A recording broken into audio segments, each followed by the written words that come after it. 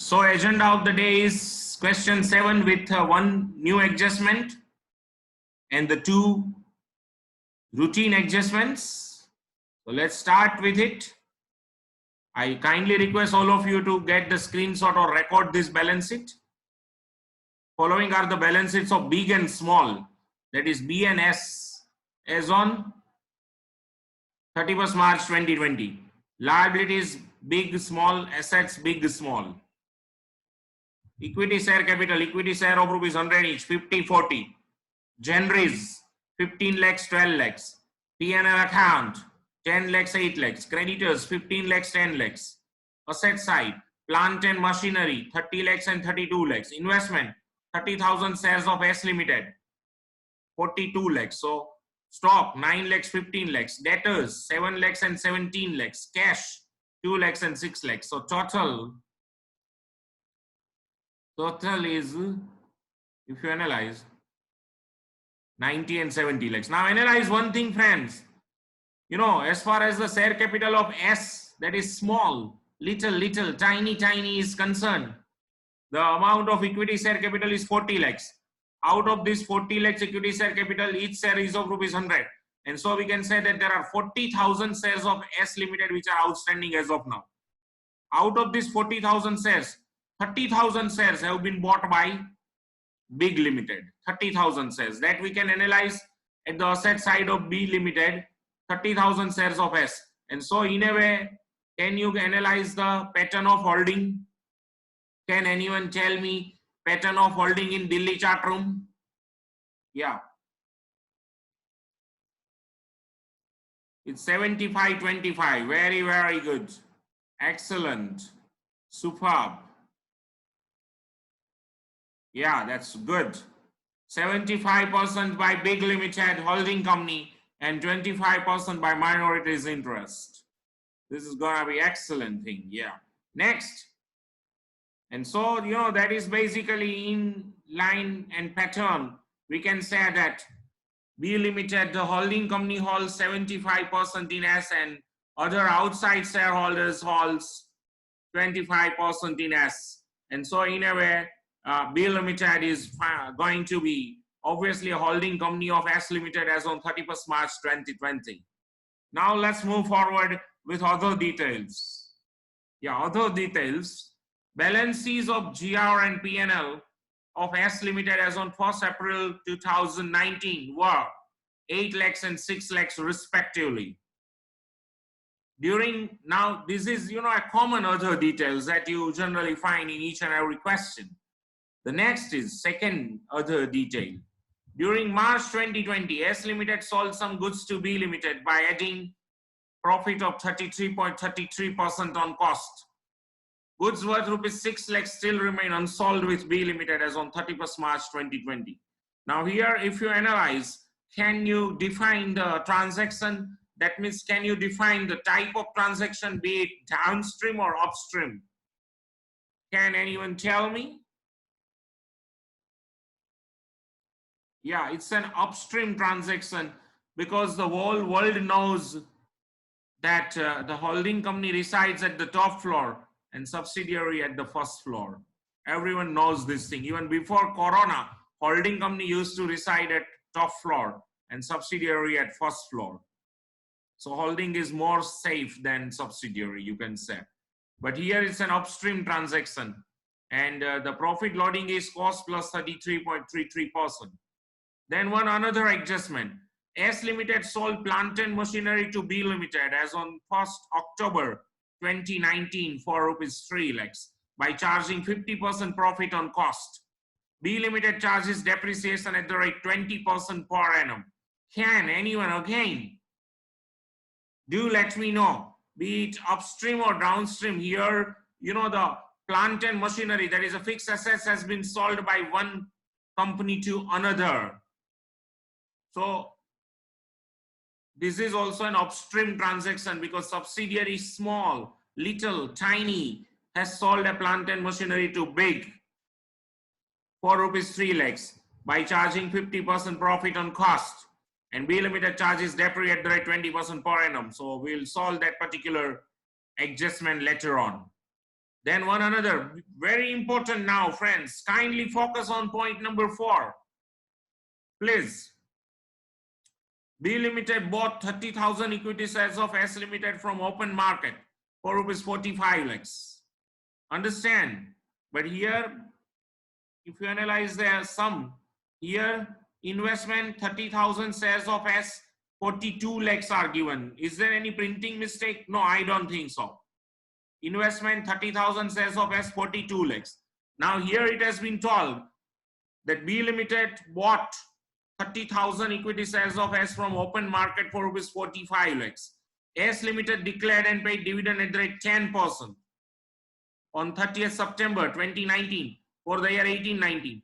B Limited received the same and correctly recorded in its books for a change. I have just changed that adjustment to some extent. So there are 2 new adjustments in a way. Please understand. Once again, if you analyze the balance sheet, then at asset side, you will find investment in shares of S Limited in the particular column of B Limited, you will find 42 lakhs. Whereas over here in detail number 4, it has been specifically told that B Limited bought 30,000 equity shares of S from open market for rupees 45 lakhs. Friends, why there is a change? You know, perhaps the hint has been given in the second line that S Limited declared and paid dividend at the rate 10% on 30th September 2019 for the year 18-19.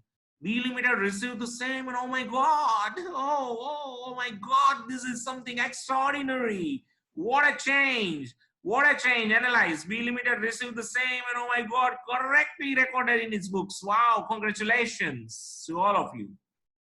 Now, what would be the outcome? Can anyone tell me? Because see what happened, that B Limited, that is a holding company, has received the same, and many congratulations to the holding company for getting such an accountant who is well trained, who is well educated, who is not haphazard in his approach. We need people like this, then and then only India will grow.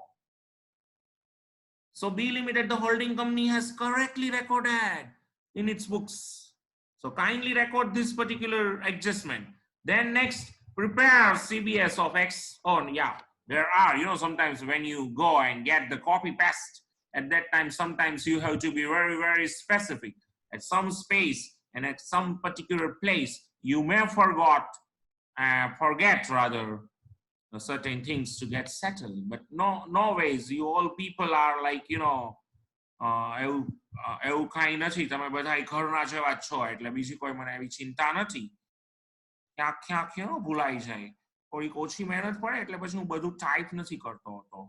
તો આવું છે. બરોબર છે ભાઈ, બધા clear થાય છે? તો અહીંયા ફરીથી એકવાર વાંચીએ આપણે. જો prepare consolidated balance sheet of B Limited along with its subsidiary S as on 31st March 2020. As per S21, B Limited acquired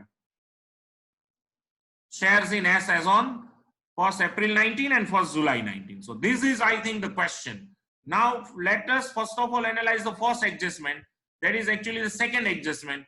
During March 2020, S Limited sold some goods to B Limited by adding 33.33% profit on cost. Goods worth ₹6 lakhs still remain unsold with B Limited as on 31st March 2020. Yeah, if you have any doubt and particularly any question, if someone has called, yeah. Krutik, you are talking about which adjustment? 3 lakh cost is decreased. What do you mean by that? No, it's not like that. Analyze and please go ahead. During March 2020, S Limited sold some goods to B Limited by adding 33.33% profit on cost. Goods worth ₹6 lakhs still remain unsold with B as on 31st March 2020. Now analyze this adjustment. So now please. Dividend વાળું છે sir. Dividend વાળાનું કેસ. Okay, very good. Can anyone or do let me know, friends, have you recorded this particular question in terms of balance sheet and in terms of other details? So બધાએ આ question balance sheet અને other details ના ઓલામાં record કરી લીધો છે બરોબર? કોઈ મને કહેશે આવીને? Yeah, very good. ચલો તો પછી હું એક પછી એક એડજસ્ટમેન્ટ હવે તમને સમજાવું છું. બરોબર છે? બધા બરોબર ધ્યાન આપજો હવે તો. Yeah, calculation of unrealized profit included in closing stock. Oh my God. Closing stock of B Limited. Here the holding company's name is B Limited. Yeah, B Limited and its effects while making CBS. Let the cost of goods to, I did not change over here, so let us do it both the things simultaneously. Let the cost of goods to S Limited be 100 plus profit added by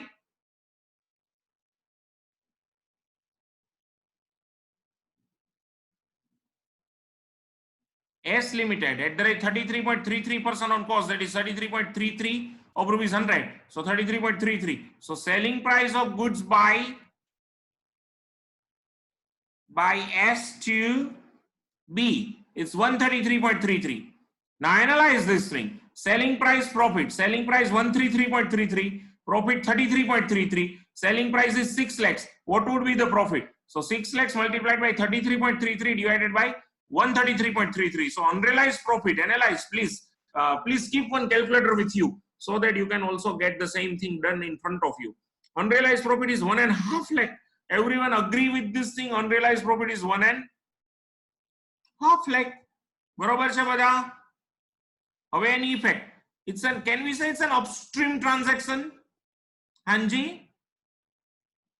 So goods sold by subsidiary to holding and remaining unsold with holding. Unrealized profit is 1.5 lakh. Effects while preparing balance sheet. Liability side effect. Yeah, deduct rupees 1,12,000. That is 1.5 lakh multiplied by 75%. Do you know the reason, friend, or should I explain the logic? What happens? It's an upstream transaction. તો અહીંયા થાય કેવું કે ખરેખર તો subsidiary S એ આ બી ને વેચ્યું એટલે સબસિડિયરી ની બુકમાં 1.5 લાખ નો પ્રોફિટ ગયો, પણ તમે ચાર્ટ બનાવશો ત્યારે 1.5 લાખ નો પ્રોફિટ જે છે એમાંથી 75% પ્રોફિટ હોલ્ડિંગ માં જશે અને 25% પ્રોફિટ માઇનોરિટી માં જશે. એટલે આપણે જ્યાં ગયો ત્યાંથી પકડીને એને કાઢવાનો છે. અને એટલા માટે 1.5 lakh multiplied by 75%, 1,12,500 હોવું જોઈએ ત્યાં. 112,500 બેઝિકલી જે છે એ particularly ક્યાંથી આપણે દૂર કરશું? deduct from P&L of B Limited while consolidating P&L of B with S, and 37,500, that is 1.5 lakh multiplied by 25%, deduct from minorities interest of S Limited. Is that clear? And at asset side, deduct rupees 1.5 lakh from stock of B Limited, because B is big is a holding company. So deduct from stock of B Limited while preparing CBS. So everyone, this is a very routine transaction which we had seen in past also, but this is one another example and a repetition of the same transaction. Now let me go ahead. See, calculation of unrealized profit included in plant and machinery of B Limited. It's an upstream transaction. Step 1, figure of, now understand, મારે જે દિવસે એટલે કે મારે જે દિવસે SAB ને plant and machinery sell out કરી, ઈ દિવસે જે profit S Limited એ કર્યો છે ઈ ડી-રેકોગ્નાઇઝ નથી કરવાનો. પ્લીઝ અન્ડરસ્ટેન્ડ ફ્રેન્ડ્સ, મારે ઈ પ્રોફિટ ડી-રેકોગ્નાઇઝ કરવાનો છે કે જે last day of balance sheet, consolidated balance sheet બનાવવાના દિવસે બી લિમિટેડ ની પ્લાન્ટ એન્ડ મશીનરી માં પડ્યો છે. ઈ જ પ્રોફિટ મારે ડી-રેકોગ્નાઇઝ કરવાનો છે. બીજો કોઈ પ્રોફિટ મારે ડી-રેકોગ્નાઇઝ નથી કરવાનો. ઓરિજિનલી થયેલો નહીં, પણ જે last day of balance sheet જે દિવસે કોન્સોલિડેશન થાય છે ઈ દિવસે એસ લિમિટેડ બી લિમિટેડ ને પ્લાન્ટ એન્ડ મશીનરી વેચી હતી તો 1 ઓક્ટોબરે, પણ 6 મહિના પછી એટલે કે 31 માર્ચ 2020 એ બી લિમિટેડ ની બુકમાં જે પ્લાન્ટ એન્ડ મશીનરી નો ફિગર હોય એ પ્લાન્ટ એન્ડ મશીનરી ના ફિગર માં જે પ્રોફિટ હોય એના એન્ટ્રીઝ મારે એની ડી-રેકોગ્નિશન ઇફેક્ટ્સ મારે દેવાની. ફરીથી એકવાર અહીંયા એને રિવિઝન કરાવ્યું છે. S limited sold plant and machinery to BS on 1st October 19 for 3 lakhs by charging profit at the rate 50% on cost. B Limited charges depreciation at the rate 20% per annum on plant and machinery. Hence, B Limited charged depreciation at the rate 20% on plant and machinery bought from S. Overall total plant and machinery, બધી જ plant and machinery ઉપર એને 20% charge કર્યું હોય, પણ S પાસેથી જે purchase કરી એમાં કેટલો કર્યો હશે? તો કે bought from S for a period starting from 1st October 19 and ending on 31st March 19. So figure of plant and machinery in the books of B Limited, in the books of B Limited as on 31st March 2020 is figure of, you can say here that figure of plant and machinery, but koi plant and machinery હું યાદ અપાવી દઉં, that plant and machinery which bought by B from S.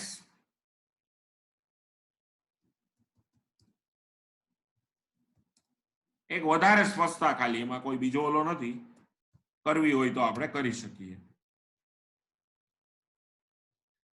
Figure of plant and machinery bought from S Limited in the books of B Limited on 31st March 2020 is 2,70,000 because it was bought at rupees 3 lakhs on 1st October, less depre at the rate 20% for 6 months on 3 lakhs, and so it comes to 30,000. And that's why, please, figure of plant and machinery bought from S Limited in the books of B Limited as on 31st March 2020 is 2,70,000. Parth Patel આનું screenshot લેવો હોય તો લઈ લેજો ભાઈ, બરોબર? તો આ ચેક કરો. ચલો, આમાં કઈ ડાઉટ હોય તો કયો મને. હવે ફ્રેન્ડ્સ, મારામાં ઈ કહેવાનું છે કે 2,70,000 જે છે ને બી લિમિટેડ ની બુકમાં એ પ્લાન્ટ એન્ડ મશીનરી ની વેલ્યુ છે કે જે બી લિમિટેડે એસ પાસેથી 1st ઓક્ટોબરે લીધી. 1st ઓક્ટોબરે 3 lakhs માં લીધી હતી, પણ પ્લાન્ટ એન્ડ મશીનરી ડેપ્રિસિએટ થાય એટલે ડેપ્રિસિએટ થઈને 31st માર્ચ 2020 એની વેલ્યુ 270 થઈ ગઈ. તો આ 270 ડેપ્રિસિએબલ વેલ્યુમાં ડબલ્યુડીવી માં જેટલો પ્રોફિટ પડ્યો હોય અને જેટલો પ્રોફિટ એસ લિમિટેડે રેકોગ્નાઇઝ કર્યો હોય, ઈ પ્રોફિટ એસ લિમિટેડે જે રેકોગ્નાઇઝ કર્યો ઈ પાછો ફ્લો થઈને હોલ્ડિંગ અને માઇનોરિટી માં ગયો હોય, એટલો પ્રોફિટ મારે ડીરેકોગ્નાઇઝ કરવાનો છે. 3 lakhs ઉપરનો પૂરેપૂરો નહીં, પણ ડેપ્રિસિએશન ઓલરેડી નીકળી ગયો છે, તો એને આપણે એમાં ડેપ્રિસિએશન માં રહેલા પ્રોફિટને આપણે ધ્યાનમાં લેતા નથી, એને અનરિયલાઇઝ ગણતા નથી. તો ચલો, પેલા આ પહેલું સ્ટેપ ક્લિયર થાય છે બધાને? મને કયો ફટોફટ દિલ્હી ચાર્ટ રૂમમાં આવીને, પછી આપણે આગળ વધીએ.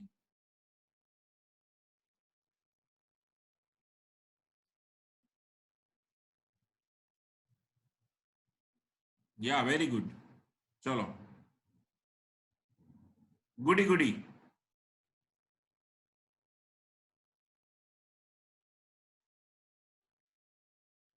તો હવે નેક્સ્ટ લઈએ. કઈ પ્રશ્ન હોય તો કહેજો, અધરવાઇઝ આપણે આગળ વધીએ છીએ. તો હવે જો calculation of unrealised profit included in plant and machinery of B as on 31st March 2020. Unrealized profit included in plant and machinery of B purchased from S as on 31st March 2020 is 2,70,000 ઉપર unrealized profit નું provision કરવા, multiplied by 50 divided by 150, so total 90,000. Are you getting કે આમાં ઓલું મૂકીને સમજાવું કે let the cost of plant and machinery sold by S to B is 100 plus profit added 50% of 150, and so the selling price of plant and machinery by S to B is 150. Selling price of plant and machinery by S to B 150, profit included in it 50. Then the selling price at which plant and machinery remaining as on the 31st March is 270. What would be the profit? Then the profit is 270 multiplied by 50 divided by 150, and so it comes to 90,000. Are you getting? 90,000 is the unrealized profit included in the plant and machinery of B. પણ friends, આ profit કોની બુકમાં ગયો હોય? 90,000 જે તે સમયે S ની બુકમાં, અને એસ માંથી વહેતો બહેતી હવા સાથ આવો ક્યાં પહોંચ્યો હોય? ઉડતી પતંગ साथ आओ, कहाँ गया उसे ढूंढो. तो ढूंढो, चलो ढूंढो ढूंढो रे साजना, ढूंढो रे साजना, मोहे अनरियलाइज प्रॉफिट का फिगर. चलो, શું થાય છે? જો યા હોલ્ડિંગ અને માઇનોરિટીઝ બેવમાં ગયો હોય ને, તો આ રીતે 90,000 ના 75% હોલ્ડિંગમાં ગયો હોય 67,500, તો ત્યાંથી ડિડક્ટ કરો, એટલે કે બી limited deduct 67,500, that is 90,000 multiplied by 75% from profit and loss account of B while consolidating P&L account of B with S, and deduct 22,500, that is 90,000 multiplied by 25% from minority interest. And asset side effect એક જ આવે છે, asset side effect deduct 90,000 from plant and machinery of B. ચલો, હવે કયો મને આમાં? આ ક્લિયર થાય છે?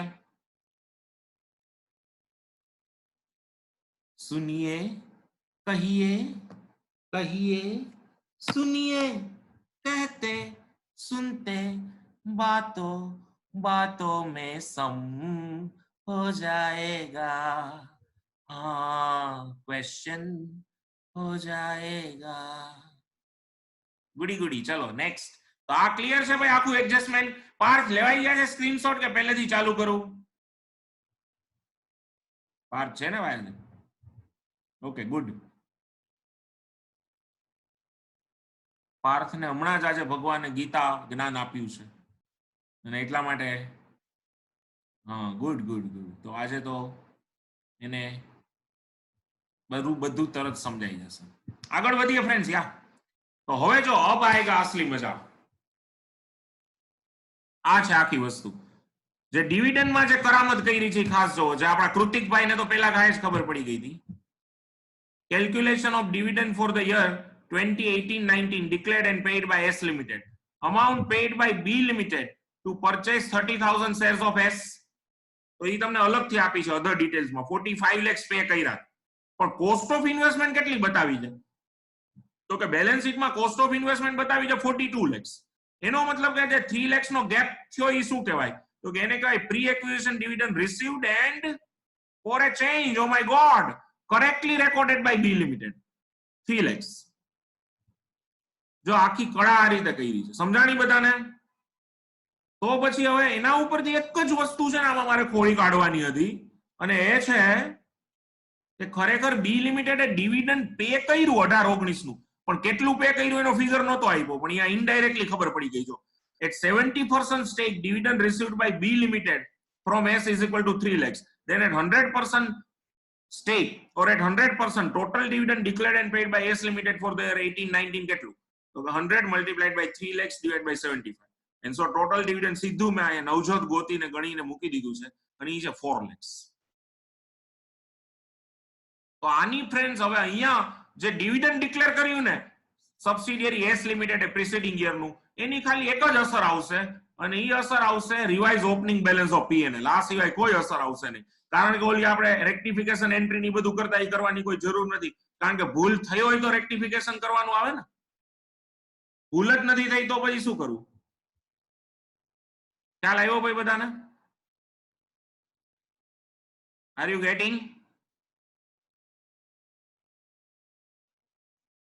એવરીવન?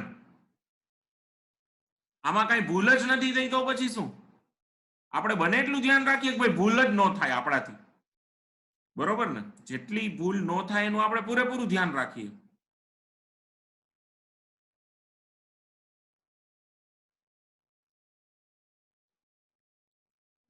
તો ફરીથી એકવાર જો, છતાં એકવાર આ જોઈ લ્યો, તમે દ્રષ્ટિપાત કરી લ્યો.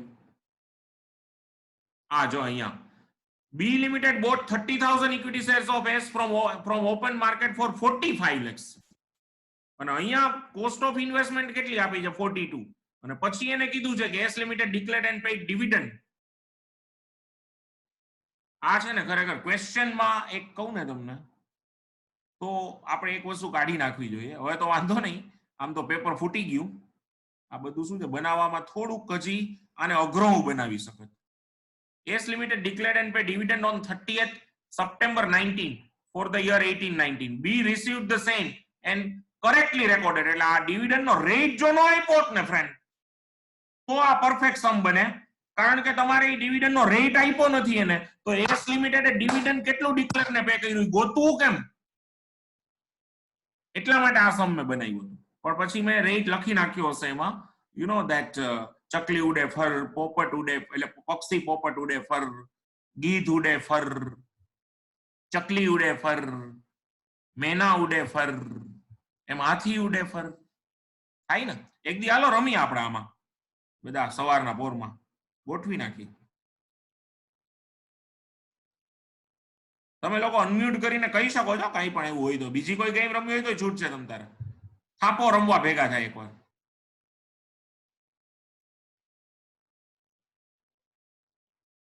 યા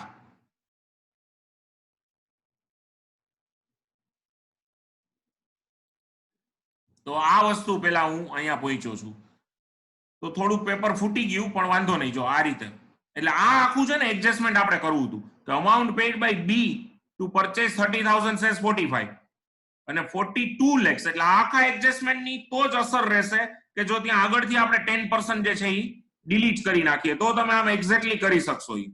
પણ હવે પહેલેથી તમે જાણી જ ગયા છો તો કોઈ એવો પ્રોબ્લેમ નથી, કારણ કે તમારા લોકોથી એવું કઈ છુપાવવાની ઓલી છે નહીં. બરોબર?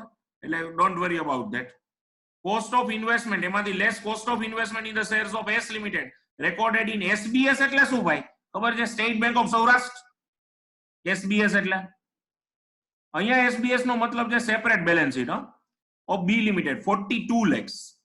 Pre-acquisition dividend received and correctly recorded by B Limited 3 lakhs. તો 45 માંથી 42 ગયા એટલે 3 lakhs pre-acquisition dividend received and correctly recorded. So at 75% stake, dividend received by Billy is equal to 3 lakhs. Then at 100% total dividend declared and paid by Esley is equal to what? So it comes to 4 lakhs. એટલે ત્યાં આગળ આપણને 10% નો આપ્યું હોય તો પણ આપણને 4 lakhs મળી જાય. હવે આની એક જ અસર ખાલી આવશે, treatment while making consolidated balance sheet. Revise opening balance of P&L of S. Opening balance of P&L of S given in the question is 6 lakhs. Less dividend at the rate or whatever dividend for the year 18-19 declared and paid 4. And so revise opening balance comes to 2. તો friends અહીંયા બધા adjustment પૂરા થઈ ગયા. હવે સીધો એક case કરાવું છું તમને અને એક તમે હોમવર્કમાં કરો છો. હોમવર્કમાં 8-9 જણા છે કરો છો, ઈ ઘણા બધા નથી પણ કરતા. મિતેશ ગજ્જરના મને હજી સુધી કોઈ દી હોમવર્ક આવ્યું નથી, સુહાગનું કોઈ દી હોમવર્ક આવ્યું નથી, કૃતિકનું નથી આવ્યું હોમવર્ક. બરોબર, ઈ લિસ્ટ લાંબુ છે, હમણાં જોઈને હું કહું તમને કેટલા કેટલાના નથી આવ્યા. ઈ લોકો ઘરે કરતા તો હશે જ એમ હું માનું છું. તો મૂકતા નહીં, બરોબર, મૂકશો નહીં તો વાંધો નહીં આવે. આની પ્રેક્ટિસ બહુ જરૂરી છે, એટલે બને એટલા જાગૃત રહીને કરતા રહેજો. બરોબર, ઓકે. ગ્રુપમાં મૂકે છે મિતેશ, તો વાંધો નહીં.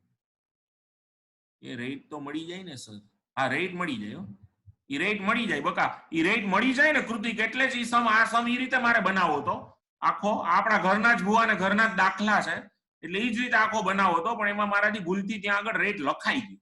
ઈ નો લખ્યો તોય આપણે 4 lakhs અમાઉન્ટ ઓફ ડિવિડન્ડ ગોતી અને પછી આપણને રેટ મળે. ત્યાં આગળ ક્વેશ્ચનમાં ઈ રેટ નો હોત આપણા મગજમાં પહેલેથી તો પણ આપણને 4 lakh રૂપીસ ડિવિડન્ડ સબસિડિયરીએ ડિક્લેર કર્યું એ ખબર પડી જ જાય. કારણ કે હોલ્ડિંગે 45 lakhs માં શેર લીધા અને કોસ્ટ ઓફ ઇન્વેસ્ટમેન્ટ 42 બતાવી એટલે એને 3 lakhs નું જે પ્રી એક્વિઝિશન ડિવિડન્ડ મળ્યું એને કોસ્ટ ઓફ ઇન્વેસ્ટમેન્ટ એનાથી ઘટાડી નાખી છે. એનો મતલબ એ થયો કે 3 lakhs પ્રી એક્વિઝિશન ડિવિડન્ડ મળ્યું હોય તો જ 45 ના 42 બતાવ્યા હોય. તો 75% સ્ટેક એને 3 lakhs મળ્યા તો 100% એ સબસિડિયરીએ ટોટલ ડિવિડન્ડ કેટલું ડિક્લેર કર્યું ઈ 4 lakhs આવી જાય. એટલે કોઈ પણ પ્રકારના રેટ્સ આપ્યા ન હોય તો પણ આપણને આ સમ ઈ રીતે બનેલો છે કે જેમાં સબસિડિયરીનું ટોટલ ડિવિડન્ડ ડિક્લેરેશનની અમાઉન્ટ આપણને મળી જાય. અને જે ઈ રીતે જ મેં અહીંયા પ્રેઝન્ટેશન તમને આપ્યું છે કે એઝ ઇફ તમને કોઈ પણ પ્રકારનો સબસિડિયરીનો ડિવિડન્ડનો રેટ નથી આપ્યો. હવે આગળ વધીએ છીએ આપણે. Analysis of GR of S Limited as on 31st March 20. Closing balance of GR as on 31st March 20, 12 lakhs. Less opening balance of GR as on 1st April 19, 8 lakhs. So addition during the year, 4 lakhs. So 8 lakhs as a opening balance will go to pre-acquisition and addition of 4 lakhs will go to post-acquisition, because here we have taken a case where the date of acquisition is 1st April. Analysis of P&L account of S. Closing balance of P&L 8, less revised opening balance 2, and so addition during the year 6. Revised opening balance of P&L of 2 lakhs shall go to pre-acquisition, whereas addition during the year of 6 lakhs shall go to post-acquisition. Now this is the chart. See, date of acquisition 1st April. Analysis of equity share capital and reserves of S as on 31st March 2020. Pre-acquisition 40 dash. GR as we have seen 8 lakhs of Prima and 4 lakhs Postma. P&L 2 and 6. So record kari liyo 50 lakhs and 10 lakhs and total of the balance sheet is 60 lakhs. Just please record 50 lakhs, 10 lakhs and 60 lakhs and post acquisition GR 4 and post acquisition P&L 6. આટલું જોઈએ. હવે આગળ વધીએ. Total is the 60 lakhs. X Limited 75%, minorities interest 25%. 75%, X Limited will get 60 lakhs multiplied by 75%, 45 lakhs. Minority will get 60 lakhs multiplied by 25%, 15 lakhs. Pre-acquisition, post-acquisition, અહીંયા 50 lakhs છે X ના pre-acquisition, total pre-acquisition 50 lakhs ના 75% એટલે 37.5 lakh. અને post-acquisition માં 10 lakhs ના 75% એટલે 7.5 lakh. Post-acquisition GR છે 4 lakhs, એના 75% 3. અને post-acquisition P&L છે I think 6 lakhs. Yeah, 6 lakhs, એના 75%. એટલે ઈ થયું 4.5 lakh. તો ચેક કરી લ્યો 3 plus 4.5 7.5, 7.5 plus 37.5 45, 45 plus 15 60 એટલે ટોટલ 60 lakhs ચાર્ટ ટોટલ આ રીતે ગોઠવાઈ જાય છે. હવે calculation of goodwill or capital reserve. Pre acquisition balance check કરો 37.5 lakh અને કોસ્ટ ઓફ ઇન્વેસ્ટમેન્ટમાં કાંઈ રિવાઇઝ કરવાની જરૂર નથી કારણ કે correctly pre acquisition dividend record થયું છે અને પછી આવેલી કોસ્ટ ઓફ ઇન્વેસ્ટમેન્ટ 42 છે તો એ 42 એઝ ઇટ ઇઝ લીધી એટલે ગુડવિલ આવી 4.5 lakh. Please analyze the goodwill is 4.5 lakh. calculation of GR and PNL, consolidation of GR and PNL rather. Holdings balance 15 lakhs and 10 lakhs. Share of Big Limited in post acquisition balance of S Limited. That is, I think, wrongly mentioned over here. 3 lakhs હોવી જોઈએ અને અહીંયા દેખાય છે 30 lakhs જેવી એક minute વધી ગયું છે. Yeah, બરોબર. Yeah, 3 lakhs અને share of B in post acquisition PNL of S is 4.5 lakh. જે હમણાં જ આપણે જોયું 3 અને 4.5 lakh. Less unrealized profit in stock કોના ભાગ પૂરતો? તો કે Big Limited હોલ્ડિંગ કંપનીના ભાગ પૂરતો 112,500. Unrealized profit in plant and machinery 67,500 અને અહીંયા પ્રી એક્વિઝિશન ડિવિડન્ડ આવશે નહીં કારણ કે કરેક્ટલી રેકોર્ડ થયું છે અને એટલા માટે કોન્સોલિડેટેડ ફિગર્સ આ રીતે છે 18 lakhs GR અને 1270 PNL. ચેક કરો 3070 આવવા જોઈએ. 18 plus 12 3070 consolidated reserves. Minorities interest as per chart 15 lakhs. અહીંયા minority માં પણ અસર આવશે. Less share of minority in unrealized profit stock 37,500. Share of minority in unrealized profit plant and machinery 22,500. And so the total minority interest is reduced to 14,40,000. Please analyze minorities interest. Next, consolidated balance sheet of X and its subsidiary Y as on 31st March 2020. Share capital 50,000, shares of 100 each 50 lakhs. Reserve and surplus અહીંયા 18 plus 1270 3070. Minorities interest અહીંયા હમણાં ગોત્યું 1440 plus trade payables 25. And so the balance sheet total is 1,20,10,000. Asset side, fixed assets, tangible assets 30 lakhs plus 32 lakhs minus 90,000. That is the unrealized profit included. And so the net figure is 61,10,000. Intangible assets, goodwill 4.5 lakh. Inventory 9 lakhs plus 15 lakhs minus unrealized profit included in stocks 1.5 lakh. Total unrealized profit. And so 22.5 lakh. Trade receivable 24 lakhs and cash equivalents 8 lakhs. And so the total of the balance sheet I think is tallied 1,20,10,000. 1,20,10,000. Notes to financial statement. Consolidated GR 18 lakhs plus consolidated PNL 1270. There are no capital reserves, so total comes to 3070. Trade payables 15 plus 10 25. Plant and machinery X Limited pehla to 30 lakhs minus 90,000 unrealized profit. And so the X Limited's net plant and machinery is 2910 plus Y Limited 32. And so the total plant and machinery comes to 6110. Inventories. X Limited's inventory is reduced 9 lakhs minus 1.5 lakh unrealized profit. And so it's going to be 7.5 lakh. Y Limited 15 lakhs. And so it comes to total 22.5 lakh. Trade receivable 7 plus 17 24 lakhs. And cash equivalents 2 plus 6 8 lakhs. So over here, I think by this way we have concluded. Please analyze. See, plant and machinery અહીંયા છે 6110 અને 22.5 lakh. જે તમે અહીંયા જોઈ શકો છો 6110 અને 22.5 lakh જ આપણે મૂકેલા છે. તો આ નોટ્સ ટુ ફાઇનાન્શિયલ સ્ટેટમેન્ટ અને બેલેન્સ શીટ ટોટલ છે 1,20,10,000. ગુડવિલ છે 4.5 lakh અને કોન્સોલિડેટેડ રિઝર્વ્સ છે 30,70,000 and balance sheet total is 1,20,10,000. So friends, ચલો આવી જાઓ, 2 મિનિટ બાકી છે આ મીટિંગમાં. Have you got the idea? ખ્યાલ આવ્યો બધાને? મને કહો ફટોફટ. તો કાઈ સમજવું છે ફરીથી આપને? ક્લિયર છો બધા?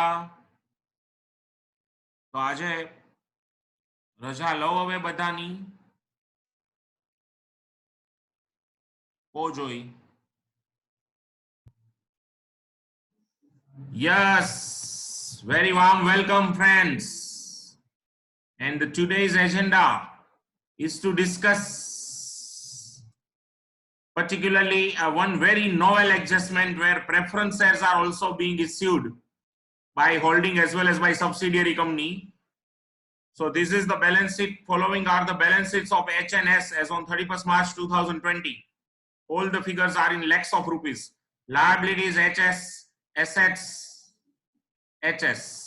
Here HS means Hojepa Sadikot nahi, but H stands for holding and H stands for subsidiary. Okay. So આ રીતે છે. Equity share capital, each share of rupees 100, 40, 20, 40 lakhs, 20 lakhs. Whereas preference share capital, each preference share of rupees 100, 20 lakhs and 10 lakhs. So there are 20,000 equity shares of S as well as 10,000 preference shares of S which are outstanding. General reserve 10 lakhs, 5 lakhs. P&L account 9 lakhs, 6 lakhs. Creditors 12 lakhs 60,000 in H and 4 lakh 80,000 in S. Dividend payable. This is popularly known, or this was rather popularly known as a proposed dividend, but even it can be called dividend payable. It is given in the balance sheet for the first time, and I'll explain what is this. Equity dividend payable 6 lakhs, 3 lakhs, and preference dividend payable 240 and 120. Plant and machinery 44 lakh and 32 lakhs. Investment in 16,000 equity shares of S for 24 lakhs. Understand? 16,000 means out of 20,000 equity shares, 16,000 equity shares are held by H Limited. So it's like 80-20, 80% holding of H and 20% of minorities, that is outside minority shareholders. In the same way, investment in 8,000 preference shares of S, 12 lakhs. Again, out of 10,000 preference shares of S, 8,000 are being held by holding company H. And so again, in the same way, I have kept it same to make it simple initially. It's 80-20, 80% holding is of H and 20% holding is of outside minorities interest. The cost of investment of equity is 24 and preference is 12. Stock 8 lakhs and 9 lakhs. Debtors 7 and 6 and cash 5 and 3. Now this is the balance sheet, friends. હવે મને આમાંથી કોઈ કહી શકે કે આ dividend પેયેબલ કે જે પ્રપોઝ ડિવિડન્ડ તરીકે પણ ઓળખાતું હમણાં સુધી ઈ જો બેલેન્સ શીટમાં બતાવ્યું હોય લાયબિલિટી સાઇડ ફ્રેન્ડ્સ, જો ડિવિડન્ડ પેયેબલ તમોને લાયબિલિટી સાઇડ બેલેન્સ શીટમાં બતાવ્યું હોય તો એનો મતલબ શું થાય ઈ કોઈ કહી શકે? તમારામાંથી અનમ્યુટ કરીને કહેશો તો મને ગમશે વધારે, તો આખો ક્લાસ સાંભળી શકે. કેન યુ ટેલ મી કે આ ડિવિડન્ડ પેયેબલ જેને હું પ્રપોઝ ડિવિડન્ડ કહું છું, તમને યાદ કરાવું છો, પ્રપોઝ ડિવિડન્ડ બહુ આવતું આપણે, આ પ્રપોઝ ડિવિડન્ડ જ છે, મેં એને નામ આપ્યું છે ડિવિડન્ડ પેયેબલ. ડિવિડન્ડ પેયેબલ જો બેલેન્સ શીટમાં જ હોય તો એને શું કહેવાય? ઈ ક્યુ ડિવિડન્ડ છે ફ્રેન્ડ્સ? જણાવી દઉં તમને, ડિવિડન્ડ પેયેબલ જો બેલેન્સ શીટમાં જ બતાવેલું હોય તો ઈ પર્ટિક્યુલરલી 2019-2020 એટલે કે આ કરંટ યર કે જે 31 માર્ચ 2020 એ પૂરું થયું એના રેવન્યુ પ્રોફિટમાંથી આ વર્ષે જ વર્ષ પતે પહેલા જ તમે શેર હોલ્ડરને ડિવિડન્ડ ડિક્લેર કરી દીધું. પેયેબલ એ 2021 માં થાય, પણ ડિક્લેર કરી દીધું તમે અને ડિક્લેર કર્યું 31 માર્ચ 20 અથવા એના પહેલા અને તમે બેલેન્સ શીટમાં પુટે કરી દીધું લાયબિલિટી તરીકે. એનો મતલબ this dividend has been declared from the profit made by both the companies during 2019-2020 19-20 current years પ્રોફિટમાંથી આ ડિવિડન્ડ ડિક્લેર થયું છે અને એટલા માટે એને અહીંયા મૂકેલું છે. તમે ફ્રેન્ડ્સ આર યુ ગેટિંગ? બરોબર, it's a current years dividend. સંભળાય તો છે ને ભાઈ બધાને? તો યા, તો ધેટ્સ ઇટ. તો આખી બેલેન્સ શીટ તમે રેકોર્ડ કરી લીધી છે બધાએ? કયો મને, ચલો.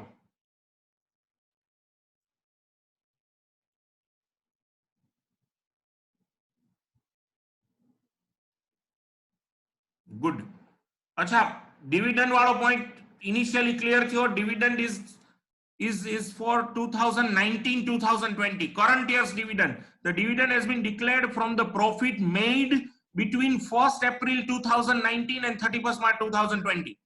This dividend shown in the balance sheet for both equity as well as preference has been declared from the profit made by both the companies starting from 1st April 19 and ending on 31st March 20. Dividend has been declared from current year's profit, which is now just ending. The dividend has been declared from the profit made by both the companies for the year 1920. It's not pre-acquisition or nothing like that. It's a current year's dividend and declared from the current year's profit. Got it? Now other details. Please record other details, my friends. Balances of GR and P&L of S as on 1st April 19 were 1 lakh and 4 lakh respectively. 1 and 4. And the closing balance is 5 and 6. Okay. Opening is 1 and 4. And closing balance is 5 lakhs and 6 lakhs. Okay. Chalo, fine. Yeah. And then if we analyze, oh, sorry, over here, H Limited and S Limited, please analyze. see, the thing which was evident, which was implied, is over here being expressly explained. જે વસ્તુ implied હતી અહીંયા particularly તમને સમજાવવામાં આવી કે H Limited and S Limited declared dividend for the year 1920 on 31st March 2020. Understand? H and S Limited declared dividend for the year 1920 on 31st March 2020. એટલે last day ના દિવસે ઈ લોકોએ અચ્યુતમ કેશવમ કરતા પહેલા ડિવિડન્ડ ડિક્લેર કરી દીધું છે. એટલે આ ડિવિડન્ડ કરન્ટ યર નું ડિવિડન્ડ છે અને કરન્ટ યર માંથી ડિક્લેર થયું. પ્લીઝ ઓકે, એટલે એને મેં કીધું ડિવિડન્ડ પેએબલ, નહીં તો ઈ પ્રપોઝડ ડિવિડન્ડ તરીકે પણ ઓળખાય છે. પણ હમણાંથી S4 એક રિવાઇઝ થયું, પછીથી એને નામ આપ્યું છે ડિવિડન્ડ પેએબલ. બસ બીજું કાંઈ લીધું નથી ફ્રેન્ડ્સ આ સમમાં. આના સિવાય એક જ એડજસ્ટમેન્ટ ઉપર ફોકસ કરીને આ સમ આપણે જોઈ લેવાનું. Prepare consolidated balance sheet of H along with its subsidiary S as on 31st March 2020. H Limited acquired shares in S as on 1st April, 1st July, 1st October, 1st January and 31st March. 5 case છે, એમાંથી 2 હું કરાવી રહ્યો છું અત્યારે અને તમારે 5 પછી હોમવર્કમાં કરવાના. ઓ પાછું આ છે. તો ચલો પહેલા શરૂ કરીએ ફ્રેન્ડ્સ 1st એપ્રિલ વાળું.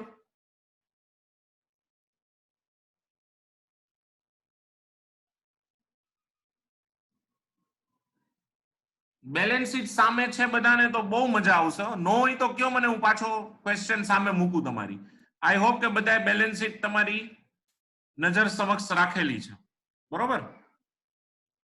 તો જો આવું થશે, હવે અહીંયા છે ને, જો પહેલી વાર તમે સમજી લ્યો કે પ્રેફરન્સ શેર્સ છે અને પ્રેફરન્સ શેર્સમાં પણ હોલ્ડિંગ કંપનીએ સ્ટેક લીધા છે. એટલે બે ચાર્ટ અલગ અલગ બનશે, ઇક્વિટીનો ચાર્ટ અલગ અને પ્રેફરન્સનો ચાર્ટ અલગ. આ રીતે. એટલે પહેલા છે date of acquisition 1st April, જે સિમ્પલ પોઈન્ટ છે. Analysis of equity share capital and reserves of S Limited as on 31st March 2020 if the date of acquisition by H in S is 1st April. Okay, but please analyze analysis of what? Equity. Preference નહીં, preference નું અલગ થશે. Analysis of equity share capital and reserves of S as on 31st March 2020 pre post. ચલો તો ફટાફટ લેતા જાજો. Equity share capital obviously જે છે 20 lakhs પ્રી માં ડેશ પોસ્ટ માં nil. General reserve opening balance 1 lakh છે, ક્લોઝિંગ બેલેન્સ 5 lakhs છે. તો 1 lakh opening will go to pre and addition in general reserve during the year of rupees 4 lakhs will go to post. So 1 and 4. Then P&L account, the total amount of P&L account is 6 lakhs closing balance, but opening P&L is 4. So opening P&L 4 lakh will go to pre and 2 lakhs totally will go to post. Is that clear? Now આ એક જ વસ્તુ નવી છે આ સમમાં, ઈ છે equity dividend payable. Friends બરોબર સમજી લ્યો, કરન્ટ યર નું જે ડિવિડન્ડ હોય કે જે બેલેન્સ શીટમાં આપેલું જ હોય, કરન્ટ યર નું ડિવિડન્ડ કે જે બેલેન્સ શીટમાં આપેલું જ હોય, કરન્ટ યર નું ડિવિડન્ડ જે બેલેન્સ શીટમાં આપેલું જ હોય, ઈ P&L અકાઉન્ટ નો, એટલે કે કરન્ટ યર ના P&L નો, એટલે કરન્ટ યર એડિશન જે P&L માં થયું 1st April 19 to 31st March 2020 સુધી P&L અકાઉન્ટમાં જે એડિશન થયું છે, અહીંયા 2 lakhs પોસ્ટ એક્વિઝિશનમાં બતાવી છે. આ current year equity dividend payable કે કરન્ટ યર નું વોટએવર પ્રેફરન્સ કે ઇક્વિટી ડિવિડન્ડ પેએબલ, ઈ P&L અકાઉન્ટમાં ડ્યુરિંગ ધ યર એડિશન થયું હોય એનો કુંભ મેળામાંથી છૂટો પડી ગયેલો ભાઈ છે. એટલે કે ઈ એને એના ભાઈ હારે ભેગો કરાવી દેવાનો છે. કુંભ મેળામાં પેલા બહુ આવું થતું, હવે તો હમણાં હું ગયો તો ગયા વર્ષે પ્રયાગરાજ, તો ત્યાં ખોયા પાયા કેન્દ્ર, અને હવે તો મોબાઈલ ને એને લીધે બહુ છૂટા ન પડો તમે. તોય અમે એકવાર એવા છૂટા પડી ગયા કે સવારના છૂટા પડ્યા તો છેક સાંજે બધા ભેગા થયા, કારણ કે મોબાઈલમાં ઈ લોકેશન કેમ આપવું એનું. અહીંયા તો ઠીક છે આપણે કહી દઈએ કે અહીંયા ઢેબર ચોકમાં કે ત્રિકોણ બાગ આવી જાય, ત્યાં તો કઈ જગ્યાએ છે આપણને કેમ ખબર પડે. એટલે પણ ભેગા થઈ ગયા એટલું સારું છે, બરોબર? તો આવું છે. એટલે ઓપનિંગ 4 lakhs અને P&L ની ક્લોઝિંગ 6 હતી, તો આજે 2 lakhs આવ્યા ને friend. 1st April to 31st March 2020 2 lakhs જે P&L માં એડ થયા ને, એનું જે તમે કરો ને, ઈ જ પર્ટિક્યુલરલી આ ડ્યુરિંગ ધ યર ના ડિવિડન્ડ પેએબલ નું કરવાનું. કારણ કે ડ્યુરિંગ ધ યર નું dividend payable 1st April 2019 to 31st March 2020 સુધીનું જે P&L હતું ને, એમાંથી એને છૂટું પાડી અને ડ્યુરિંગ ધ યર માં પ્રોવાઈડ કર્યું. જો આ ઇક્વિટી ડિવિડન્ડ પેએબલ નો હોત તો P&L અકાઉન્ટ જે છે એની ક્લોઝિંગ બેલેન્સ 10 lakhs હોત, એમાંથી ઓપનિંગ 9 lakhs હોત, 9 lakhs હોત P&L ની ક્લોઝિંગ બેલેન્સ આ સમમાં, એમાંથી ઓપનિંગ 4 અને પોસ્ટ એક્વિઝિશન P&L 5 lakhs હોત. પણ એની બદલે ઈ પોસ્ટ એક્વિઝિશન P&L જે છે એમાંથી 3 લાખ રૂપીસ એને ડ્યુરિંગ ધ યર ના પ્રોફિટ માંથી 3 લાખ રૂપીસ ડિવિડન્ડ પેએબલ માં કર્યા. તો પ્લીઝ ધ્યાન આપો, ઇક્વિટી ડિવિડન્ડ પેએબલ જે છે એ P&L નો છૂટો પડેલો ભાઈ, પોસ્ટ એક્વિઝિશન P&L નો છૂટો પડેલો ભાઈ છે. પોસ્ટ એક્વિઝિશન એટલે કે ખરેખર તો એમ કહી શકો કે P&L ના એડિશન ડ્યુરિંગ ધ યર નો છૂટો પડેલો ભાઈ છે. એડિશન ડ્યુરિંગ ધ યર નો છૂટો પડેલો ભાઈ છે. એડિશન ડ્યુરિંગ ધ યર જો હોય P&L નું, એની જે ટ્રીટમેન્ટ આવી એના ભાઈની આવે. એ બે ભાઈ એક સરખા જ છે, એમાં કોઈ ફેર નથી. એનો મતલબ એ થયો કે જો તમે 1 એપ્રિલ 19 એક્વિઝિશન કર્યું તો પૂરેપૂરું ઇક્વિટી ડિવિડન્ડ પેએબલ જે છે ડ્યુરિંગ ધ યર નું 3 લાખ ઈ જાય તમારું પોસ્ટ એક્વિઝિશનમાં. પણ જો તમારું એક્વિઝિશન 1 જુલાઈ હોય તો 1 જુલાઈ હોય ફ્રેન્ડ્સ, તો તમે ચાર્ટ બનાવો ત્યારે ઇક્વિટી ડિવિડન્ડ પેએબલ માંનું 75,000 પ્રીમાં અને 2,25,000 પોસ્ટમાં જાય. સમજો બધા બરોબર. જો તમારી ડેટ ઓફ એક્વિઝિશન 1 ઓક્ટોબર હોય તો 1.5 લાખ પ્રીમાં 1.5 લાખ પોસ્ટમાં ઇક્વિટી ડિવિડન્ડ પેએબલ. જો તમારી ડેટ ઓફ એક્વિઝિશન 1 જાન્યુઆરી હોય 2020 તો ઇક્વિટી ડિવિડન્ડ પેએબલ માંથી 225 પ્રીમાં 75 પોસ્ટમાં. અને જો તમારી ડેટ ઓફ એક્વિઝિશન 31 માર્ચ 2020 હોય તો આખું ઇક્વિટી ડિવિડન્ડ પેએબલ પૂરેપૂરું પ્રી એક્વિઝિશનમાં આવે. જે ટ્રીટમેન્ટ P&L ની એડિશન ડ્યુરિંગ ધ યર ની, P&L માં જે એડિશન ડ્યુરિંગ ધ યર હોય એની જે ટ્રીટમેન્ટ આવે એવી ટ્રીટમેન્ટ પ્રપોઝડ ડિવિડન્ડ, જેને ઇક્વિટી ડિવિડન્ડ પેએબલ કીધું છે, પ્રપોઝડ ડિવિડન્ડ જેને ઇક્વિટી ડિવિડન્ડ પેએબલ કીધું છે, પ્રપોઝડ ડિવિડન્ડ જેને ઇક્વિટી ડિવિડન્ડ પેએબલ કીધું છે, એની ઈ જ અસર આવે છે addition in P&L during the year ની આવે. એટલે ઈ particularly addition in P&L during the year નો ઈ છૂટો પડેલો ભાઈ છે. અને ઈ બે અહીંયા ભેગા થઈ જાય છે. અહીંયા જો આપણે એને ભેગા કરી દીધા છે, सूरज कब दूर गगन से, चंदा कब दूर किरण से, खुशबू कब दूर पवन से, कब दूर बहार चमन से, ये बंधन तो प्यार का बंधन है, जन्मों का संगम है. એટલે એ બેનો સંગમ આયા થઈ ગયો. ક્લિયર થયું ભાઈ બધાને? આમાં નો સમજાણું હોય તો બોલો. ચલો આવો બધા ચેટ રૂમમાં, દિલ્હી ચાટ રૂમમાં આવી જાઓ. કયો ચાટ આપું આજે? દહીં ભલ્લા, પાપડી ચાટ કયો મને ફટોફટ. ચલો ક્લિયર બધા? સમજાનું બધાને? Very good. તો આ વસ્તુ છે, જે treatment addition during the year in P&L ની આપો એ ટ્રીટમેન્ટ એના છૂટા પડેલા ભાઈની આપો. એનો ભાઈ છૂટો પડી ગયો છે, ઘણા વર્ષોથી એનો ભાઈ અલગ થઈ ગયો છે. કોણ હલાવે લીમડી ને કોણ ઝુલાવે પીપળી, ભાઈની બેની લાડકી ને ભાઈલો ઝુલાવે ડાળખી, એવું થઈ ગયું છે. એટલે અહીંયા આપણે બેને ભેગા કરી દીધા છે, જેથી કરીને હવે કોઈ બીજો પ્રોબ્લેમ થતો નથી. બરોબર છે? ક્લિયર બધા? આ વસ્તુ છે અહીંયા. જે treatment addition during the year in P&L ની કરો ઈ જ ટ્રીટમેન્ટ ઇક્વિટી ડિવિડન્ડ પેએબલ અને ઈ જ ટ્રીટમેન્ટ પ્રેફરન્સ ડિવિડન્ડ પેએબલ ની થાય ને થાય, એમ જ થાય, બીજું કાઈ નહીં. અને એટલા માટે અહીંયા 1 એપ્રિલ 2019 છે ડેટ ઓફ એક્વિઝિશન. એટલે આપણે પૂરેપૂરું ઇક્વિટી ડિવિડન્ડ પેએબલ જે છે એ પોસ્ટ એક્વિઝિશન માં કર્યું, કારણ કે આખું equity dividend payable 1 April 2019 to 31 March 2020 માં જે P&L ઊભું થયું હતું એમાંથી પ્રોવાઈડ થયું છે. એટલે પૂરેપૂરું પોસ્ટમાં.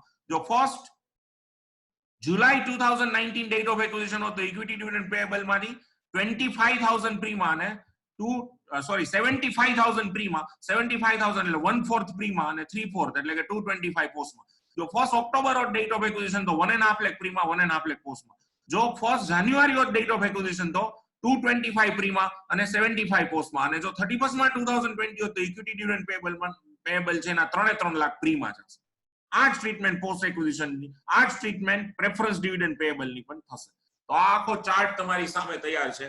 Equity 20 lakhs nil, general reserve 1 lakh, 4 lakhs, P&L account 4 lakhs, 2 lakhs, equity dividend payable જે nil અને ટોટલી પોસ્ટ એક્વિઝિશન માં 3 lakhs અને ટોટલ 25 અને 9, so total 24 lakhs. Now let's move to the segregation. Record કરતા જાજો તમે. 24 lakhs 80% H limited, 2720 and minorities interest 680.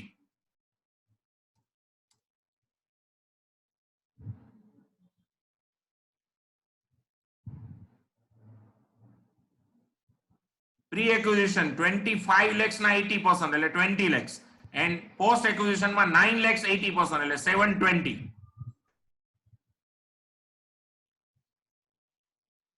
હવે અહીંયા એક પ્લીઝ જોવો તમે, પોસ્ટ એક્વિઝિશન 720 છે, એમાંથી જીઆર જે છે, જીઆર આપણે જોઈએ 4 લાખ હતી પોસ્ટ એક્વિઝિશન માં, એના 80% એટલે 320.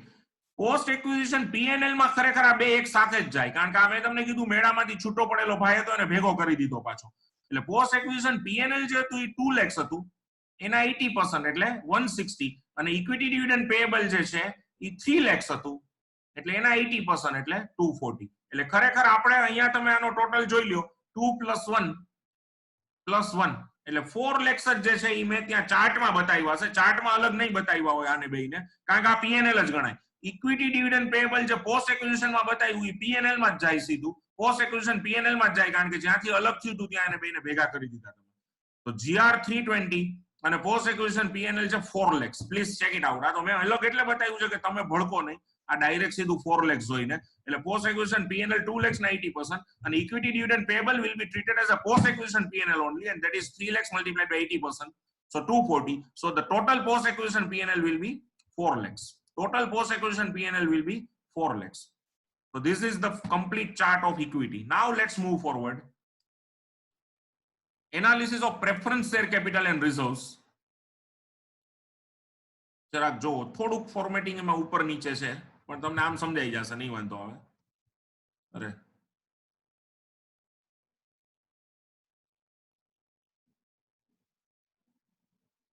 આવું રાખવું નથી આના પછી.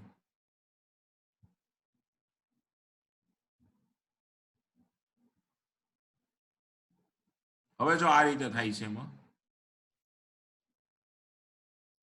આખું બની ગયું. જો 1120 આ પાછળ વયા ગયા આપણે, પેલા મારે તમને ઓલું બતાવવું પડે ને.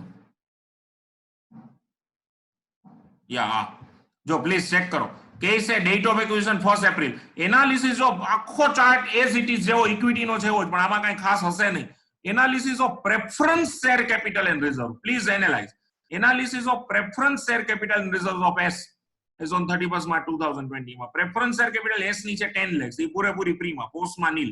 Dividend payable again preference dividend payable 120 જે છે એ ડ્યુરિંગ ધ યર ના પીએનએલ માંથી જ પ્રોવાઈડ થયું હોય, અને તમારું ડેટ ઓફ એક્વિઝિશન છે 1 એપ્રિલ, એટલે આખું 120 પોસ્ટમાં. જો ડેટ ઓફ એક્વિઝિશન અહીંયા 1 જુલાઈ હોય તો 30,000 ડિવિડન્ડ પ્રેફરન્સ ડિવિડન્ડ પેએબલ પ્રીમાં 90 પોસ્ટમાં. જો ડેટ ઓફ એક્વિઝિશન તમારી અહીંયા 1 ઓક્ટોબર હોય તો 60,000 પ્રીમાં 60,000 પોસ્ટમાં. જો ડેટ ઓફ એક્વિઝિશન 1 જાન્યુઆરી 20 હોય તો 90 પ્રીમાં 30 પોસ્ટમાં, અને જો date of acquisition 31st March 2020 હોય તો પૂરેપૂરું 120 પ્રીમાં અને નીલ પોસ્ટમાં. જે હશ્ર addition in PNL during the year નું જે તમે ટ્રીટમેન્ટ કોઈ પણ ચાર્ટમાં કરો એ જ અહીંયા કરવાની ડિવિડન્ડ પેએબલ. તો આ 10 lakhs પ્રીમાં અને નીલ પોસ્ટમાં. 1 એપ્રિલ છે ડેટ ઓફ એક્વિઝિશન, એટલે પૂરેપૂરું ડિવિડન્ડ પેએબલ 120 પોસ્ટમાં. એટલે ટોટલ ચાર્ટ નો થયો 10 lakhs પ્રીનો અને 120 પોસ્ટનો. Total of the chart is 11,20,000. હવે આપણે નેક્સ્ટ જોઈએ 1120 ચાર્ટ નો ટોટલ, એના 80% જો 80% એચ ના એટલે 896, અને અહીંયા માઇનોરિટી ઇન્ટરેસ્ટ પ્રેફરન્સ ની ઊભી થશે 224 માઇનોરિટી ઇન્ટરેસ્ટ.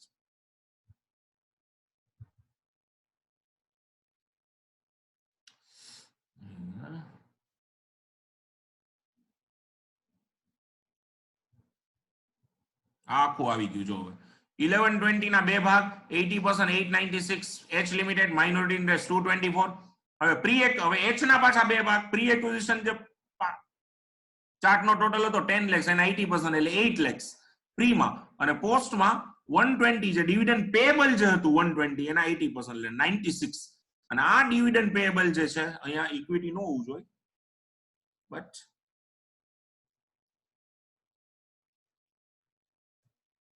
આ પ્રેફરન્સ ડિવિડન્ડ પેએબલ જે છે ફ્રેન્ડ્સ, ઈ સીધું ક્યાં જશે?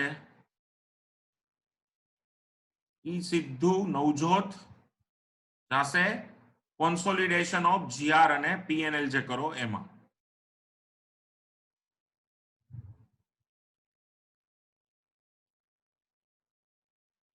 યા જો આ પ્રેફરન્સ ડિવિડન્ડ પેએબલ 96. તો આખો ચાર્ટ તમારો પ્રેફરન્સ નો થઈ ગયો.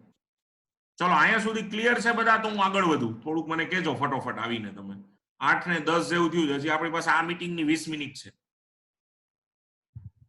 R you getting friends?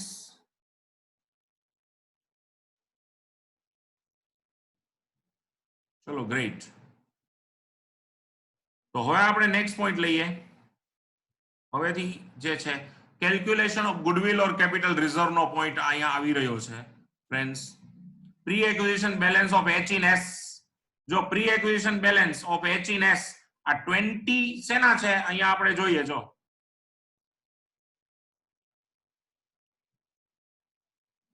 આ 20 છે ઈ કોના છે આપણે જસ્ટ ચેક વધારે જો એને ક્લેરિફાઈ કરવું હોય તો ઈ છે ઇક્વિટીના. અને આ 8 lakhs કોના છે?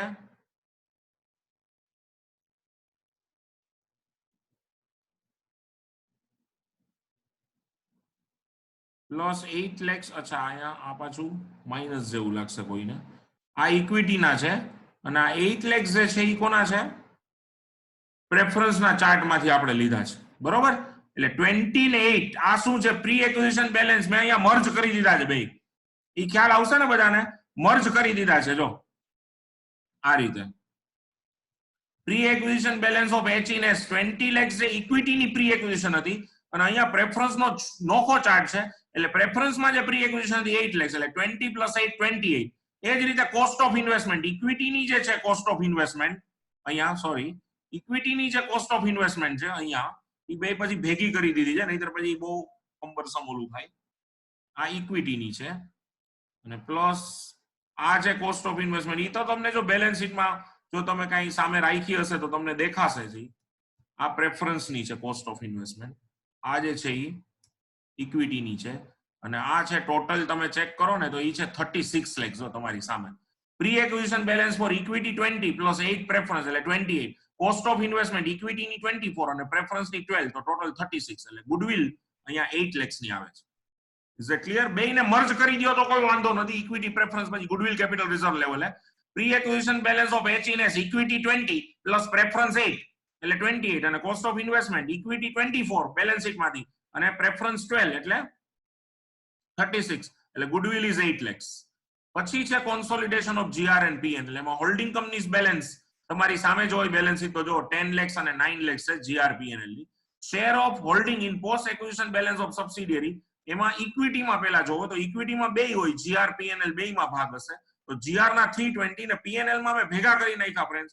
પોસ્ટ એક્વિઝિશન પીએનએલ તેમજ ઇક્વિટી ડિવિડન્ડ પેયેબલ. તો પોસ્ટ એક્વિઝિશન પીએનએલ જો તમારી સામે કેલ્ક્યુલેટર હોય તો જો ઈ હતું 2 lakhs એના 80% એટલે 160 અને ઇક્વિટી ડિવિડન્ડ પેયેબલ હતું 3 lakhs એના 80% એટલે 240. તો 160 + 240 4 lakhs પોસ્ટ એક્વિઝિશન પીએનએલ જે છે ઇક્વિટી શેર હોલ્ડર માટે છે.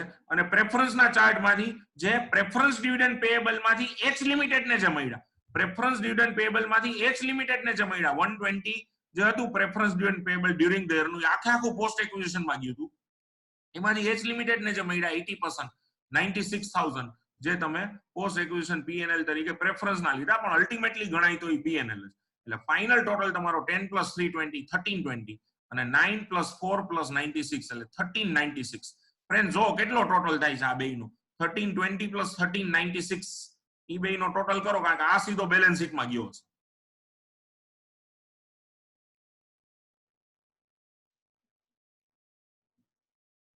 તેર 13 દુ ને 26 અને 96 ને 20 116 એટલે 27 16 જેવું થાય છે જો 27 16 27 16 બરોબર. યા ગુડ. અચ્છા તમને ફ્રેન્ડ્સ આ પોઈન્ટ સમજાણો? આ જે હું સમજાવવા માંગુ છું આ 4 લાખ કઈ રીતે આવ્યા એ ક્લિયર થયું બધાને? કેન યુ ટેલ મી આ 4 lakhs કઈ રીતે આવ્યા એ સમજાણું? હા કે ના કયો બધા? બોલો ભાવિકભાઈ. આ 4 lakhs કઈ રીતે આવ્યા એ ખબર પડી બધાને? થેન્ક યુ ચલો તો પછી આપણે આગળ વધી જાય છે સીધા. કઈ ક્વેશ્ચન હોય કોઈને તો મને પૂછી લ્યો અત્યારે જ. ગુડ. તો હવે સીધી બેલેન્સ શીટ આવશે ફ્રેન્ડ્સ. આજે મેં એમાં નોટ્સ નથી એ તમારી ઉપર છોડી છે. અચ્છા એક હજી રહી ગયું હતું માઇનોરિટી. માઇનોરિટીમાં બે હોય. માઇનોરિટી ઇન્ટરેસ્ટ ઇક્વિટીમાં હતી 680 અને પ્રેફરન્સની માઇનોરિટી હતી 224. તો એ બેનો ટોટલ આવ્યો 904. માર્ક કરો ઇક્વિટીની માઇનોરિટી 680 અને પ્રેફરન્સની માઇનોરિટી 224 તો ટોટલ આવ્યો 904. હવે બેલેન્સ શીટ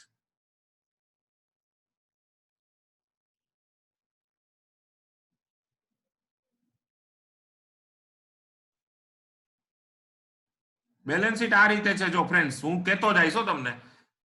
પહેલા અહીંયા મારે શું કરવું પડશે બેલેન્સ શીટમાં? અચ્છા, હવે અહીંયા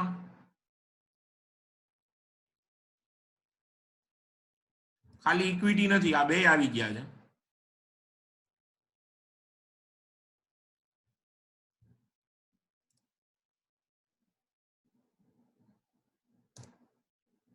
ચાલો સેટ થઈ ગઈ. જો આ રીતે છે બેલેન્સ શીટમાં, પેલા શેર કેપિટલ, એમાં તમારે નોટ્સમાં નોટ 1 મૂકવી પડશે. Girnar note 1 share capital. શું કામ? કારણ કે માત્ર એચ લિમિટેડ ની અહીંયા તમારે બતાવી હોય તો તમે બતાવી શકશો. શેર કેપિટલ છે એમાં એચ લિમિટેડ ની ઇક્વિટી શેર કેપિટલ કેટલી છે?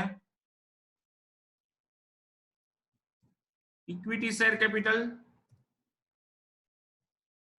40 lakhs પ્લસ એચ લિમિટેડ ની જ પ્રેફરન્સ શેર કેપિટલ છે, if you analyse 20 lakhs.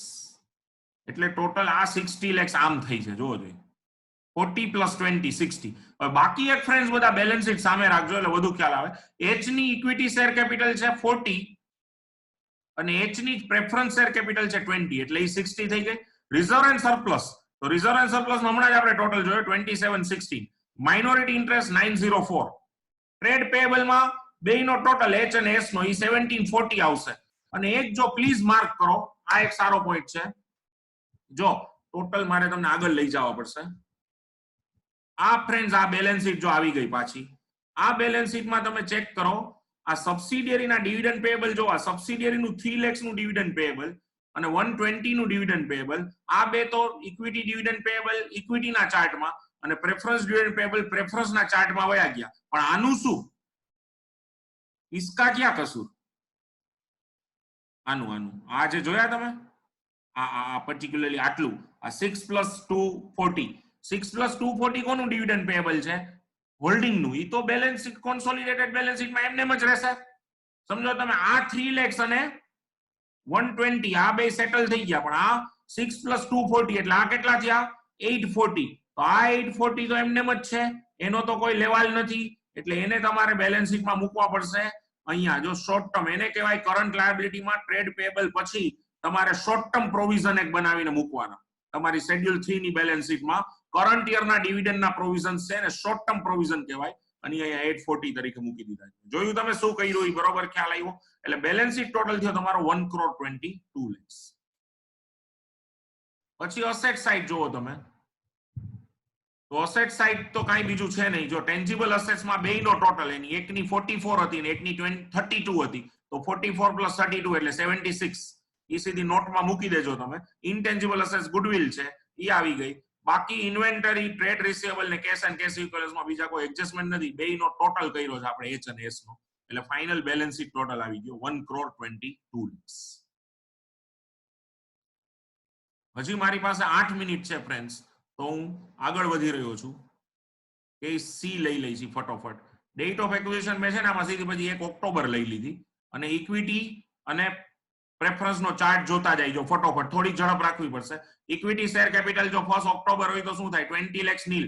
General રિઝર્વમાં originally એમ હતું કે 1 lakh એની ઓપનિંગ અને 5 ક્લોઝિંગ, એટલે 1 lakh ઓપનિંગ તો પ્રીમાં જ જાય, અને આઉટ ઓફ 4 lakhs નું એડિશન 2 પ્રીમાં અને 2 પોસ્ટમાં, એટલે જનરલ રિઝર્વ 1 + 2 3 પ્રીમાં અને 2 પોસ્ટમાં.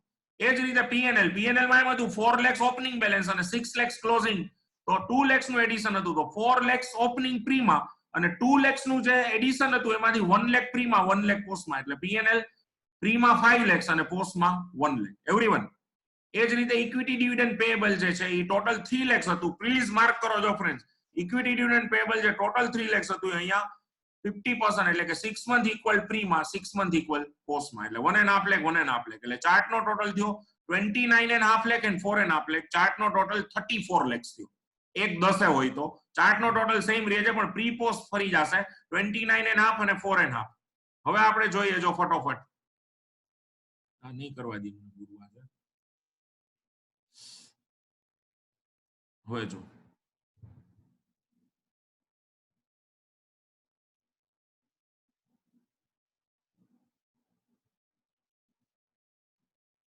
આવી ગયું. હાલો જો હવે આ તો બરોબર છે, સેમ જ રહેશે 2720 અને minorities interest 680.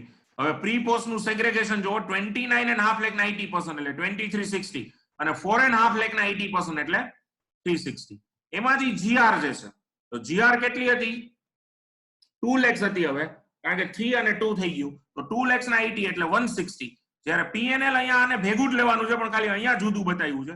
Post acquisition P&L માં 1 લાખ હતા એના 80% એટલે 80000. ઇક્વિટી ડિવિડન્ડ પેબલ 1.5 લાખ હતું પોસ્ટમાં એના 80% એટલે 120. એટલે આ આપણે હારે જ બતાવશું 2 lakhs રૂપમાં 2 lakhs ના રૂપમાં. તો 160 અને 2 lakhs એટલે 360. 360 પ્લસ 2360 2720 અને પ્લસ 680 એટલે 34 lakhs. હવે આ જ રીતે આપણે બનાવશું પ્રેફરન્સ નો ચાર્ટ. બરોબર, પ્રેફરન્સ ના ચાર્ટમાં ફટોફટ જોતા જાઓ. ખાલી શું કર્યું છે 10 lakhs પ્રેફરન્સ શેર કેપિટલ પ્રીમાં, પોસ્ટમાં નીલ. ડિવિડન્ડ પેએબલ જે 120 હતું આખા વર્ષનું એ 1/10 વહી ગઈ ડેટ ઓફ એક્વિઝિશન એટલે એના બે ભાગ પડી ગયા. 50% 6 મંથ નું પ્રીમાં 6 મંથ નું પોસ્ટમાં એટલે 60-60. એટલે ચાર્ટ નો ટોટલ છે 10, 60 અને 60 પ્લસ એટલે એ તો 1120 જ આવશે પણ પ્રી પોસ્ટ ના સેગ્રેગેશન ફરી ગયા 10, 60 અને 60.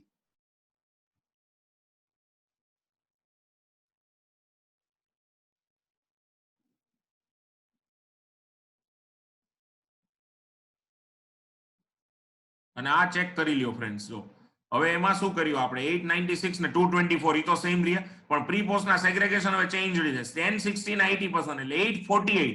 એટલે આ આપણે ગુડવિલ કેપિટલ રિઝર્વ ગોતતી વખતે આપણે એને બતાવશું 848 અને 60000 ના 80% એટલે 48. અને અહીંયા પીએનએલ જે છે ઇક્વિટી ડિવિડન્ડ પેએબલ,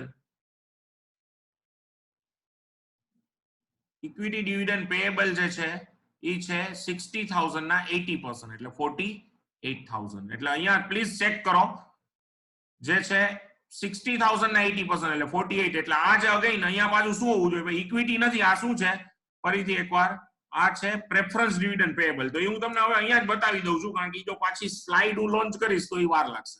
એટલે this is actually a preference dividend payable 48 પણ એ જાશે ક્યાં જાશે એ પીએનએલ માં. બરોબર, પીએનએલ માં. એટલે હવે અહીંયા આપણે જોઈએ સૌથી પહેલા એના પછી આવે છે ગુડવિલ કેપિટલ રિઝર્વ.